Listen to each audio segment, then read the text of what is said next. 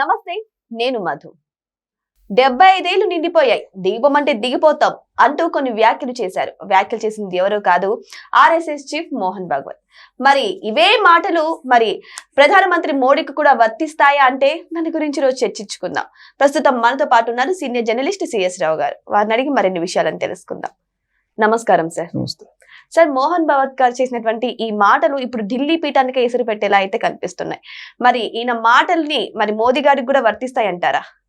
BJP సంస్థాగతంగా పెట్టుకున్నటువంటి నిబంధన ప్రకారం అయితే మోహన్ భగవత్ గారికి వర్తిస్తాయి, నరేంద్ర మోడీ గారికి వర్తిస్తాయి, బీజేపీలో ఉన్న ఎవరికైనా వర్తిస్తాయి.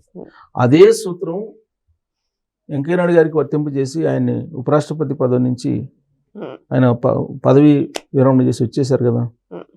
అలా అనేక మంది బీజేపీలో ఉండేటువంటి వాళ్ళు, ఈవెన్ అద్వానీ గారు 75 సంవత్సరాలు నిండి కాబట్టి ఆయన ప్రత్యక్ష రాజకీయాలకు దూరంగా ఉంటున్నారు. ఇది మ్యాండేటరీ అందరికీ. ఆ పార్టీలో అంతర్గతంగా ఏర్పాటు చేసుకున్నటువంటి రాజ్యాంగం, అంతర్గత రాజ్యాంగం పార్టీలో విత్ ఇన్ ది పార్టీ, అది అందరూ నైతికంగా అనుసరిస్తూ ఉంటారు. దాన్ని క్రాస్ అయినటువంటి వాళ్ళు ఎవరంటే ఇద్దరు కనిపిస్తున్నారు. ఒకళ్ళు ఆర్ఎస్ఎస్ కూడా అదే నిబంధన ఉంది. ఆర్ఎస్ఎస్ మోహన్ భగవత్ గారు, రెండు బీజేపీకి వచ్చేటప్పటికి నరేంద్ర మోడీ గారు. ఇద్దరికి 75 క్లాస్ అయిపోయారు. మరి వీళ్ళు ప్రత్యక్ష రాజకీయాల నుంచి దూరం కావాలి కదా. నైతికంగా అందరికీ వర్తింప చేసినటువంటి పార్టీగా బీజేపీ వీళ్ళకి కూడా వర్తింప చేయాలి అనేటువంటిది ఉంటుంది. కానీ వాళ్ళు సాధించినటువంటి విజయాలు కానీ, వాళ్ళకు ఉన్నటువంటి ఆరోగ్య పరిస్థితులు కానీ, వాళ్ళకు ఉన్నటువంటి యాక్టివ్నెస్ కానీ, వాళ్ళకు ఉన్నటువంటి విజన్ కానీ, వీటన్నిటి కారణం దృష్ట్యా ఎక్సెప్షన్ కేసుల కింద ఈ రెండు కనపడుతున్నాయి. వీళ్ళిద్దరి వ్యవహారం మినహాయింపు, బీజేపీ అంతర్గత రాజ్యాంగానికి మినహాయింపు అన్నట్టుగా కనిపిస్తూ ఉంది. అయితే తాజాగా మోహన్ భగవత్ గారు, నాకు 75 సంవత్సరాలు వచ్చినాయి, నేను దిగిపోమంటే దిగిపోతా అని చెప్పేసి అన్నారు. దిగిపోమంటే ఏంటి అసలు? నైతికంగా పెట్టుకున్నటువంటి నిబంధనని అమలు చేయాల్సింది ఎవరు? చీఫ్గా ఆయనే కదా. ఆయనకి ఎవరు చెప్తారు? ఆర్ఎస్ఎస్ చీఫ్ ఎవరు? మోహన్ భగవత్ గారు. మరి ఆయనే ఒక నిర్ణయం తీసుకొని వ్యక్తిగతంగా ఆయన వెళ్ళిపోవాలి. ఆయనకి మీరు దిగిపోండి అని ఎవరు చెప్తారు? ఎవరు చెప్పరు. కానీ ఆయన ఏమంటారు? దిగిపోమంటే నేను దిగిపోతా అంటే ఎవరు చెప్పరు, నేను దిగిపోను. ఇది ఆయన చెప్పదలుచుకుంది. సో నరేంద్ర మోడీ గారికి కూడా ఇదే వర్తిస్తుంది అంటే సేమ్ వర్తిస్తుంది. నరేంద్ర మోడీ గారిని దిగిపోమని ఎవరు చెప్తారు? బీజేపీ వాళ్ళు చెప్పే అవకాశం ఉందా? చెప్తే ఆర్ఎస్ఎస్ చెప్పాలి. ఆర్ఎస్ఎస్ దాన్ని రాజ్యాంగాన్ని మార్చుకొని దిగిపోమంటే దిగిపోతా అని చెప్పేసి అంటున్నారు, కానీ దిగిపోయే పరిస్థితి లేదని చెప్పి ఆయన ఇండైరెక్ట్గా చెప్తున్నారు. మరి ఆయనే దిగినప్పుడు ఆయన ఏం అడుగుతాడు? దిగిపోమని బీజేపీని. కాబట్టి నరేంద్ర మోడీ గారు కూడా దిగిపోయే ఛాన్స్ లేదు. పైగా 4వ ప్రధానమంత్రి అభ్యర్థిగా పోటీ చేసి ప్రధానమంత్రి అవుతానని చెప్పి కూడా ఆయన చెప్తున్నాడు. ఎందుకు వారణాసిలో మళ్ళీ నేనే పోటీ చేస్తానని చెప్తున్నాడు ఆయన ఎంపీగా.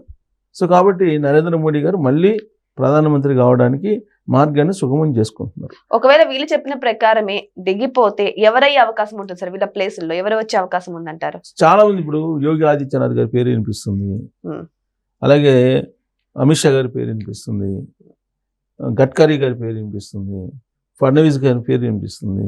అంటే రకరకాల పేర్లు వినిపిస్తున్నాయి. ఎప్పుడు 75 సంవత్సరాలు ఇష్యూ వచ్చినా కానీ నెక్స్ట్ ఎవరు అనేది వస్తుంది డెఫినెట్గా. వచ్చినప్పుడు వీళ్ళ పేర్లన్నీ వినిపిస్తూ ఉంటాయి. బీజేపీలోనే ఎవరో ఒకరు అవుతారు, బీజేపీలోనే ఎవరు అయ్యే అవకాశం ఉంది. అసలు ఇప్పుడు ఒకవేళ సంకీర్ణ ప్రభుత్వాన్ని నడిపేటువంటి పరిస్థితి లేదు వీళ్ళెవరు అనుకున్నప్పుడు, సంకీర్ణ ప్రభుత్వంలో కీలక భాగస్వామ్యంగా ఉన్నటువంటి నితీష్ కుమార్ గారినో లేదంటే చంద్రబాబు నాయుడు గారినో ఉండమన్నా ఆశ్చర్యపోవసరం. ఆ పరిస్థితి రాదు. ఎందుకంటే బీజేపీకి ఎంపీలు ఉన్నారు కాబట్టి సఫిషియెంట్గా. కానీ ఆ సఫిషియెంట్గా లేవనుకోండి నెక్స్ట్ ఎలక్షన్ అప్పటికి, అప్పుడు ఏం చేస్తారు? కీలక భాగస్వామిగా ఉన్నట్టు చంద్రబాబు నాయుడు గారినో లేకపోతే నితీష్ గారినో ఉంటారు అనివార్య పరిస్థితుల్లో. కానీ ఇప్పుడు అలాంటి అనివార్య పరిస్థితులు లేవు కాబట్టి బీజేపీలోనే ఉండేటువంటి వాళ్ళలో ఎవరో ఒకరిని ఎంపిక చేస్తారు. ఇప్పుడు ఇక్కడ ఒకవేళ ఎంపిక చేయాల్సి వస్తే నరేంద్ర మోడీ గారేమో అమిత్ షా పేరుని చెప్తారు, ప్రపోజ్ చేస్తారు అమిత్ షా గారి పేరుని. ఆర్ఎస్ఎస్ ఎవరి పేరుని ప్రమోట్ చేస్తుంది? గడ్కరీ గారితో లేదంటే యోగి ఆదిత్యనాథ్ గారితో ప్రపోజల్ చేస్తారు. ఇక్కడ మళ్ళీ అంతర్గతంగా కొంత సంఘర్షణ ఉంటుంది. ఎంత సంఘర్షణ ఉన్నా బీజేపీ వాళ్ళు అల్టిమేట్గా ఏంటంటే తీసుకున్న నిర్ణయం మీద ఆధారపడి ఉంటారు. అంతే తప్ప బయటకు వచ్చేసి మాట్లాడరు. బీజేపీ పార్లమెంటరీ బోర్డు ఉంటుంది, ఆ బోర్డు నిర్ణయం తీసుకుంటుంది, ఆ నిర్ణయాన్ని ఇష్టం ఉన్నా లేకపోయినా అనుసరిస్తారు. అది రూలు. కాకపోతే భిన్నాభిప్రాయాలు ఉంటాయి. భిన్నాభిప్రాయాలు ఉండటం మంచిది. అసలు భిన్నాభిప్రాయాలు ఉండాలి. ఏకాభిప్రాయం అనేది సాధించడానికి భిన్నాభిప్రాయం ఉండాలి. భిన్నాభిప్రాయాలు లేకపోతే డిక్టేటర్షిప్ అవుతుంది. సో నరేంద్ర మోడీ గారిని కూడా ప్రధానమంత్రి అభ్యర్థిగా ఎంపిక చేసేటప్పుడు 2014 ఎన్నికలకు ముందు అద్వానీ గారు వ్యతిరేకించారు. వ్యతిరేకించి బోర్డు బయటకు వచ్చేసి ఆయన బహిరంగంగా చెప్పలేదు, కానీ ఇంటర్వ్యూలో చెప్పారు, అప్రకటిత ఎమర్జెన్సీ వస్తుంది ప్రధానమంత్రి కనుక నరేంద్ర మోడీకి ఇస్తే భారతదేశంలో అని చెప్పి ఆయన అప్పుడే చెప్పారు. కానీ బోర్డు నిర్ణయానికి కట్టుబడి ఉన్నాడు ఆయన.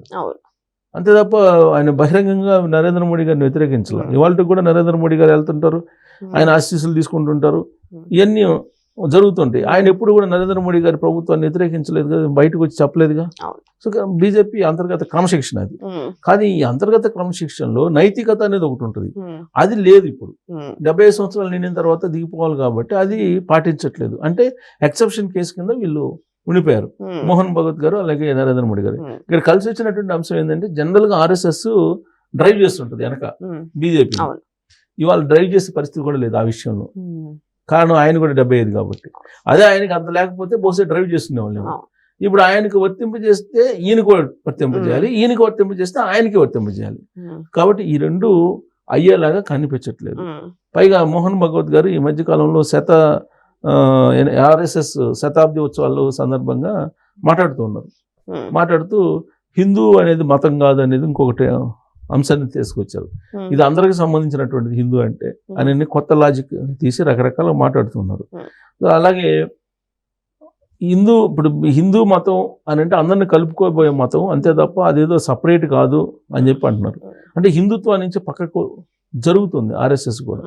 RSS అంటే ఏదో హిందువులదే కాదు, ఇది అందరికి సంబంధించినటువంటిది RSS. మీరు ఎవరైనా రావచ్చు, ఎవరైనా చేరవచ్చు అని చెప్పి చెబుతున్నారు. అంటే హిందుత్వం నుంచి పక్కకు జరిగి లౌకికం వైపు మాట్లాడుతున్నట్టు కనిపిస్తుంది తాజాగా ఆయన మాటలు కనుక చూస్తుంటే. అన్ని మతాలను కలుపుకోవాలి, అందరికి సంబంధించిన వేదిక RSS అనేది అని చెప్తున్నారు.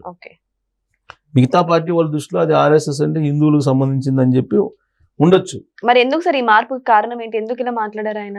ఇప్పుడు అంటే మాట్లాడకపోతే కనుక రాబోయే రోజుల్లో ఈ మతపారాన్ని కేవలం మతాన్ని నమ్ముకుంటే బీజేపీని అధికారంలోకి తీసుకురావడం కష్టం.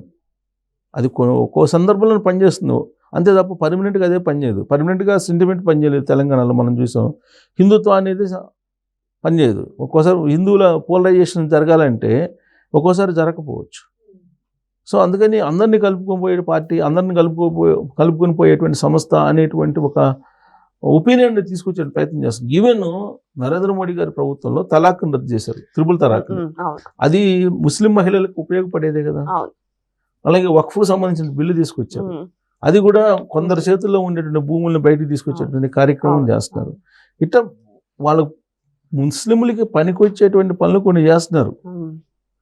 ముస్లింలు ఏమి వ్యతిరేకించట్లేదు, భారతదేశంలో ఉండేటువంటి వాళ్ళందరూ భారతీయులే అని చెప్పి చెబుతున్నారు. అంతే తప్ప భారతీయులే తప్ప వేరేలాగా మేము చూడలేదని చెప్పి బీజేపీ వాళ్ళు చెబుతున్నారు. కాకపోతే ఎలక్షన్ టైంకి వచ్చేటప్పటికి హిందూ పోలరైజేషన్ ఇవన్నీ జరుగుతూ ఉంటాయి. కానీ అక్కడికి వచ్చేటప్పటికి మొత్తం ఒకటి అనేటువంటి భావన. RSS కూడా అదే చెప్తుంది. అంటే మా సిద్ధాంతాలని, మా అడుగుజాడలు నడిచే వాళ్ళందరూ మా వాళ్ళే, అది హిందూ అని, క్రిస్టియని, లేదంటే ముస్లిం అని, అది వాళ్ళ పాలసీ. ఈవెన్ మదరసాల్లో కూడా అదే చెప్తారు కదా ముస్లిమ్స్, మా పద్ధతిలో నడిచే వాళ్ళంతా మా వాళ్ళే. క్రిస్టియన్స్ కూడా అదే చెప్తారు కదా, మా పద్ధతిలో నడిచే వాళ్ళంతా మా వాళ్ళే. సో అలానే ఇప్పుడు ఈయన కూడా అదే ఈక్వేషన్ చెప్తున్నారు. సరే, ఏ ఈక్వేషన్ చెప్పినా మొత్తం మీద నరేంద్ర మోడీ గారు అలాగే మోహన్ భగవత్ గారు ఈ మధ్యకాలంలో ఢిల్లీలో ఒక 5-6 నెలల క్రితం ఇద్దరు కలిశారు, మాట్లాడుకున్నారు. ఏం మాట్లాడుకున్నారు బయటకి అయితే రాలేదు, కానీ మాట్లాడుకున్నారు. సో వాళ్ళు మాట్లాడుకున్నటువంటి మాటలు, వాళ్ళు వచ్చినటువంటి అండర్స్టాండింగ్ ఏంటి అనేది తాజాగా ఆయన చేసినటువంటి వ్యాఖ్యలను బట్టి అర్థమవుతుంది. నా పాటికి నేను ఉంటాను, మీ పాటికి మీరు ఉండండి, 75+ అయినా కానీ అనేది వాళ్ళు మాట్లాడుకున్నట్టు ఇప్పుడు ఆయన మాటలను బట్టి అర్థమవుతుంది. సో మోహన్ భగవత్ గారు చేసినటువంటి వ్యాఖ్యలు కేవలం మాటలకే పరిమితం అవుతున్నాయి తప్ప ఆచరణలోకి రాదు అని మాత్రం ఇక్కడ చాలా కారణాలే కనిపిస్తున్నాయి. మరి వెయిట్ చేసి చూద్దాం, మరి ఈ మాటలు నిజంగానే ఆచరణలోకి వస్తాయా, లేకపోతే అవి మాటలకే పరిమితం అవుతాయా అని. Thank you so much. Thank you sir.